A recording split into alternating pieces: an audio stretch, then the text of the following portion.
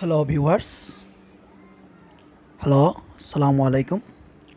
আজ আমি আপনাদের দেখাবো টিভি রিমোট নষ্ট হলে কিভাবে তা মেরামত করতে হয়।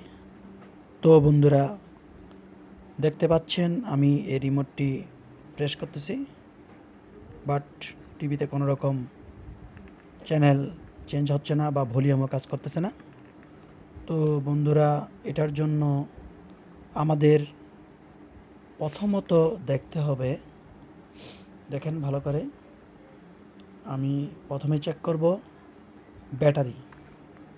তো বন্ধুরা দেখুন, আমি ব্যাটারিটা চেক করতেছি। তো ব্যাটারিগুলো আমি খুলতেছি, দেখতে পাচ্ছেন বন্ধুরা। দেখেন ব্যাটারিটা খুলতে একটু সময় লাগতেছে। তো যাই হোক, ব্যাটারিটা খুললাম।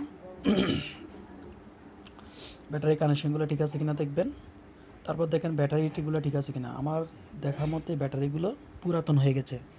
তো এই ব্যাটারিগুলো আশা করি নষ্ট। আমি এখন একজোড়া নতুন ব্যাটারি এখানে সংযোগ করব। দেখুন বন্ধুরা, এটা এখনও পুরাতন ব্যাটারি আমি দেখাচ্ছি, একটু অপেক্ষা করুন। তো বন্ধুরা, এখন দেখতে পাচ্ছেন আমি দুটো নতুন ব্যাটারি নিতেছি, দেখতেছেন এই ব্যাটারিগুলো নতুন। তো এই ব্যাটারিগুলো আমি এখানে সংযোগ করব রিমোটে। দেখেন বন্ধুরা, আমি রিমোটে ব্যাটারিগুলো সংযোগ করছি। হ্যালো ভিউয়ার্স, তো দেখতেছেন আমি রিমোটে ব্যাটারিগুলো সংযোগ করলাম। এবার দেখেন আমি ক্যামেরার সামনে, দেখতেছেন কি সুন্দর লাইট জ্বলছে। এটা একটা সাদা আলো দিচ্ছে সেন্সর থেকে, দেখতে পাচ্ছেন। মানে আমার রিমোটটা ব্যাটারি লাগানোর পর ঠিক হয়ে গেছে। দেখেন ভালো করে খেয়াল করেন। অধিকাংশ ক্ষেত্রেই আমরা এই ব্যাটারির সমস্যার জন্য রিমোটকে অনেক রকম খুলে তুলে অনেক কিছু করি, অনেক সময় বাড়ি মারি, বাট রিমোট দেখা যায় কাজ করে না। মূলত সমস্যা হয় ব্যাটারি থেকে। তো ব্যাটারিটাই আমাদেরকে আগে চেঞ্জ করতে হবে।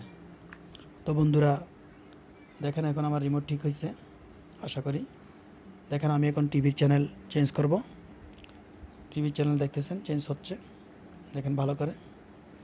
তো এটাই হচ্ছে রিমোটের ব্যাটারির সমস্যা হলে তার সমাধান।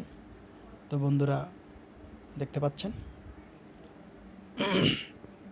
এখন আমি দেখাবো রিমোটের ভিতরের সমস্যার হলে কিভাবে তার সমাধান করতে হবে। দেখতে পাচ্ছেন আমি রিমোটটা খুলে ফেলেছি। এখানে মাদারবোর্ড দেখতেছেন। এই মাদারবোর্ডটা তুলা দিয়ে সামান্য কেরোসিন তেল অথবা থিনার দিয়ে ভালোভাবে পরিষ্কার করবেন।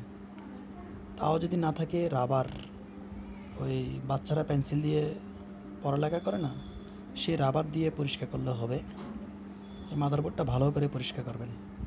দেখতে পাচ্ছেন আমি আঙ্গুল দিয়ে দেখিয়ে দিচ্ছি, ভালো করে পরিষ্কার করবেন। এবং এই কার্বনগুলো এখানেও ভালো করে মুছে দেবেন।